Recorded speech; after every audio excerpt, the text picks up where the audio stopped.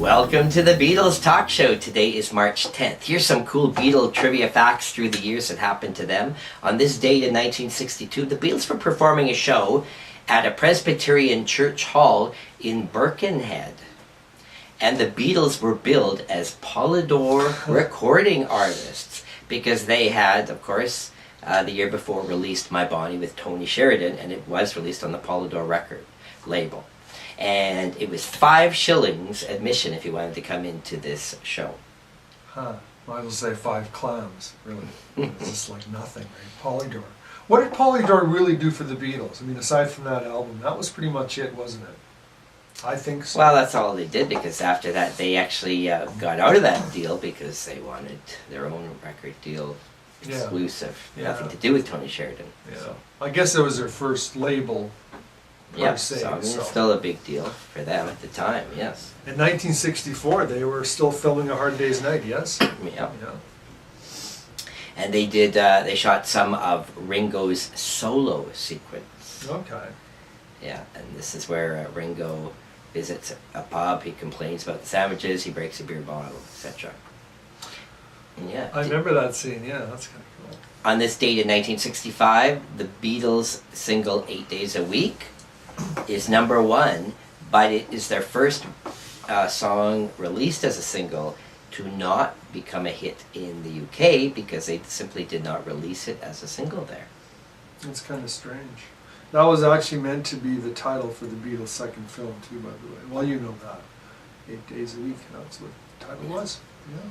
Yeah. On this date in 1967, the Beatles were in the recording studio recording the song Getting Better, doing overdubs. Mm-hmm.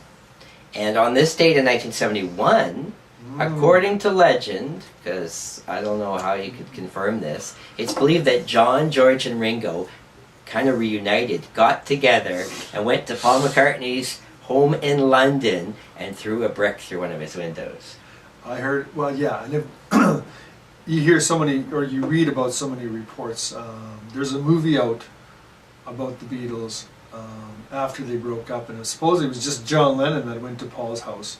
It was in that movie I told you that they wanted me to audition for in L.A., the Paul McCartney story. It was John actually was the one who went and threw the brick through the window because he was so pissed off that Paul had said he was leaving the Beatles, when in fact John was the one who wanted to be the one to come out and say it, and Paul and the rest of the boys talked him into keeping quiet.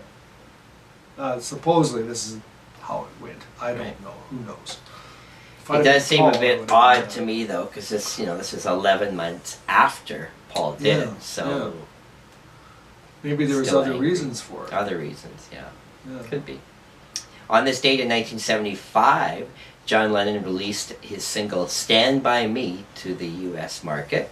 It would become his last solo hit until the Double Fantasy sessions, and it would reach #20. Not a huge hit, but a modest hit at the time. There's a good version of that on YouTube, by the way. John doing Stand By Me. I really enjoy that. And there's also one of Julian doing Stand By Me. It's nice, very similar. And on the same day in 1975, David Bowie released his album Young Americans, which featured the #1 song Fame, which features John Lennon on guitar and vocal, and David Bowie also does a cover of Across the Universe, in which John also plays guitar and possibly sings backup vocals, not confirmed. So my dear friends, come back when you can.